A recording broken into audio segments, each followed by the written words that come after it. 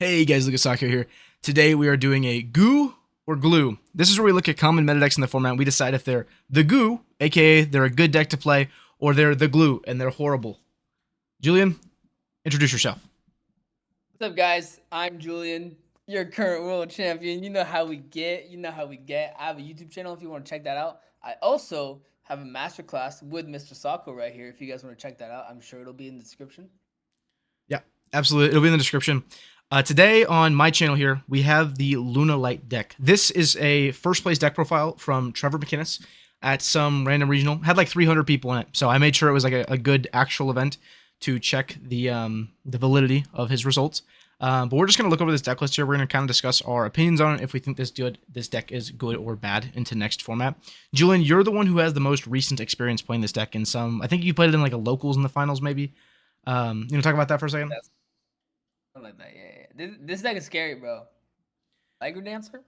That Yeah, guy's spooky. this guy's super spooky. Honestly, I think that's the best word to describe him. With Julian's Berkeley vocabulary, he has decided to use the word spooky. Anyways, let's go over the deck list. The list that he has here is a little bit different than what a lot of people are running. This is a 44 card list. One major thing that we can see here as far as engine is he's playing 3 Black Sheeps instead of 2. That's not super standard, but he's also playing a higher card count, as well as he's playing a second Lunalight Fusion in the deck and a second Polymerization just to get access to fusing. I don't know if I would really trust in this format here. Maybe in this like weird time period where there's no Paradise Smasher and there's no dude cards, this could be good. Just because, I mean, you're able to break pretty much any board. There's no like absolute floodgates that just like take you out of the game. So maybe just trying to get the lagger onto the field is the goal, which actually kind of makes sense. Yeah, I mean, regardless, like we're not really looking. I think we're looking at this more of like a broader perspective and not really like his specific list, right? Like we want to just know if this deck overall is gonna be good into the next format while still like pulling certain cards from his list and analyzing them. Like the important cards. Like in my head, Heavy Poly is a crazy card in this deck, and that I think that's one card we can focus on. Where especially if we see like less Vanquishal K9, right? Then this card can be really good because Vanquishal K9 is the deck against which this card kind of sucks because you bring your life points so low and then they go Borger, Burn plus Trap and you die. Like it can never work going second.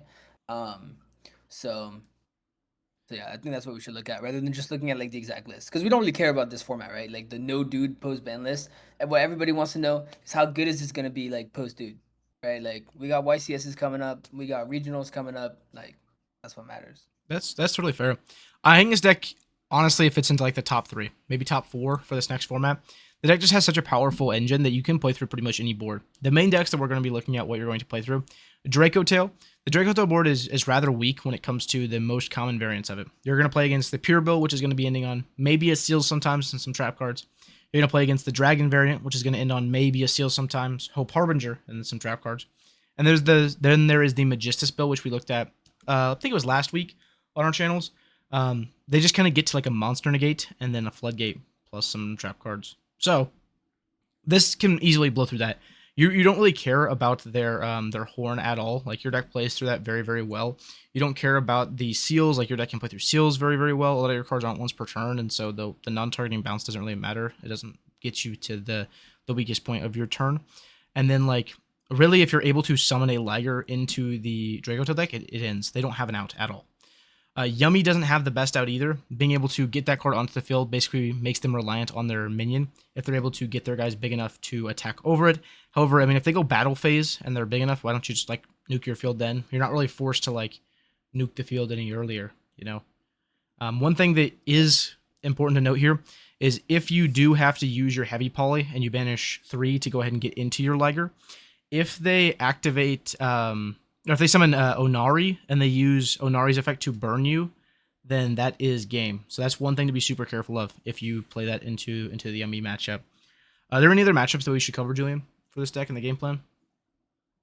I mean, I spoke about Vanquishal K9 briefly. Like the deck got hit, it'll be played less, but I don't think it's like completely dead. So I think people will still play it. I want to become the GOAT at it, by the way. Again, the masterclass in the script house. But yeah, that matchup is a little tougher. Just because like okay, the deck got less consistent, right? But if you're against it and they're comboing, they're still doing the exact same combo. Like the ceiling of the deck did not get hit, is the consistency that got hit, like the floor, right? So um, that deck is still scary. Can burn you. Like that's an out. Can also set up like the field spell to just not being able to pop your monsters, and then they can use the XYZ monster plus a Caesar to run it over. So there's definitely scary stuff. The good thing about that matchup is a Babushka goes a long way. A Babushka against Vanquish Soul, Mhm. sit. You're just like, what you gonna do, bro? What you gonna do? Yeah, absolutely. You just kind of vibe out for a little bit. Some other decks to look at here. Mitsurugi is going to be more popular into this next format. This deck doesn't really care about a board wipe that much. Like it seems like it does because you kind of get your engine hurt. You can't continue snowballing. But as long as you can set up enough stuff in your graveyard to get the either Wolf or the Polymerization with Masquerade live to go into the Liger, it hurts them a lot. Their main outs to Liger would be the Link 3 Zilthonia Gorgon, that guy. The funny dude who like has a bunch of text that no one actually knows what it does. He just gets big. That guy's an out to it. Besides that, they don't have like a super good out in engine unless they're playing the Kaiju guy. What's his name? Wusu. Osu. Yeah, that guy's bad. Most people aren't gonna play him anyways. If they do, it's sided. So that's something to look out for in that matchup. Uh, Yeah, what you what need to do against that deck if you're playing Lunalight is if they make IP and have a body, then you need to board wipe it because otherwise they can make the Link 3 and run over your Liger and it can't be destroyed by card effects as IP. Mhm. Yeah, And then yeah, if they add Wusu, then like realistically in this deck, unless you're being hand trapped a bunch, you should be ending on double Liger plus Babushka plus SP. So should be okay. yeah. I absolutely agree. That's like the best board that you can be making overall. One other matchup that we should look at with how to play this deck and like really deciding if it's good is Christian Canine. That's another deck that doesn't have like a super convenient out to it. A lot of them are starting to play Arc Rebellion though as like a rank 5 in their deck. Have you seen that at all, Julian? Actually, I haven't. I like. I know people play that card at the beginning of the last format. I haven't seen anyone play it recently, but I mean that one's. Can that guy be destroyed by card effects? No. Yeah, so if they put three Okay. fives in the field, they make Arc Rebellion. Like that's your out to Liger. There's not much they can do to stop you there. Okay. Then at And that point, you just get a board wipe on the 3/5s. Yeah, you have to board up on the three fives. The problem with that is they with Christian Kanan, there's a decent chance they can actually get back to three more fives. Either way, if they're spending their entire turn to get to one Arc Rebellion just to kill your one Liger, as long as they don't kill you, you're probably fine. But it is something to look out for. The main thing is that nearly every deck in this format has a difficult time dealing with Liger, except for one deck, the Mirror Match. And that's something that I think we should really look into if we're going to decide if this deck is good or bad. And what I mean by that is Lunalight Liger's specific effect says that it's unaffected by card effects except Lunalight cards. That includes yours and your opponent's. So if they summon a Liger and they go Liger effect and you go, no, chain Liger, they're both going to die. They both explode and then you're kind of just hanging out by yourself with no boss monster on both fields. Julian, have you looked at the mirror match at all? How that's played out? Not really, honestly. Just because I haven't spent that much time playing this deck myself, I've just been theorizing it.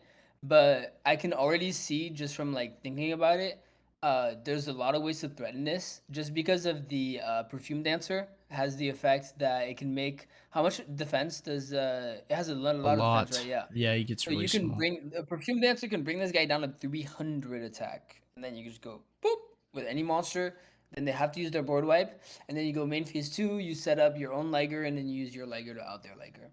Yeah. I mean, one thing that's important in the mirror is you do summon your Liger in defense so that you can't get perfumed. But for some reason, they do Yep. summon an attack because the mirror match is probably not going to be the most practiced matchup. That is something to be aware of. June, is there anything else we should talk about with this deck before we decide what happens with it? If it's goo or glue? I guess we could just look at like the side deck options, and like I do like a lot of this side deck. I like Thrust in this deck a lot. Like just as a general card, if you're thinking about playing this deck, like you should really consider Thrust, just because every spell in your deck is broken. Like I want to search that. And the last thing is like Droll Scary. It's Yeah. the last thing about this deck. I don't want to get Droll if I'm playing Lunalight, which is something I would consider going into the next format, just because a lot of the decks that are going to be prevalent, other than Yummy, because Yummy doesn't care about Droll too much, are decks that are weak to Droll. So therefore, you should expect to see it in like every side deck at the bare minimum. Some people might main it if they're feeling like it, but in the side deck at the minimum. Yeah. So Droll is fairly strong into this deck. So is Lancia as well. That's another card he has in his side deck here. I don't know if that's mainly for the mirror match, if it's for Malice, but Lancia makes it to where they can't perfume, they can't serenade dance, they can't use the poly masquerade banish fusion, they can't use wolf to fusion at all. It basically turns off like a ton of their interactions. The only cool thing that happens if you get Lancia is your yellow Morton doesn't get banished, so you can kind of utilize that to keep resources. But it's really really tough. Yeah, yeah. All right, with I that, I think we make our decision. I think this deck is like you. I think this deck is disgusting. It plays through infinite hand traps, any of the low engine hand traps, things like Ash Blossoms, Imperms, Veilers. If you play this deck correctly, you are playing through almost all of those cards super, super flawlessly to get to at least one Liger. Even Droll, like if you normal summon Gold Leo, there's a line into Droll where they are just going to still get to a Liger. Julian, what do you think? Yeah, I'm with you. I'm with you, Goo. You? I'm Goo all the way. This deck is broken. I think the only thing that makes this deck glue is if everyone thinks it's Goo. That makes sense. This deck is 100 or 0. Yeah. Like if everyone's like, oh no, Lunalight, okay, Lava Golem. Then like, okay, this deck sucks. But Yeah. yeah, yeah, right. Like if people are hard respecting this deck, then it sucks. But if people are like, you know, Begin Lava Golem. It's yeah, death. Um, One thing that I think this deck also has going for it is the mulch armies. You're not getting hand once you start playing the game, you're never getting hand trapped to where you can't get to at least one Liger. So Fuwalos is like fake good against this deck, but you're still getting to a Liger. Pearlia doesn't do anything versus this deck. You're gonna give them one draw. With that in mind, I think it's time we give our like number ratings for it. If I had to give this deck a number on a scale of 1 to 10, with how we've ranked decks in the past previously, I would say this deck is like an 8.3. And that's a very good rating for it. Julian, what's your number? I was gonna get like a 8.6. I think it's 8.6. really good.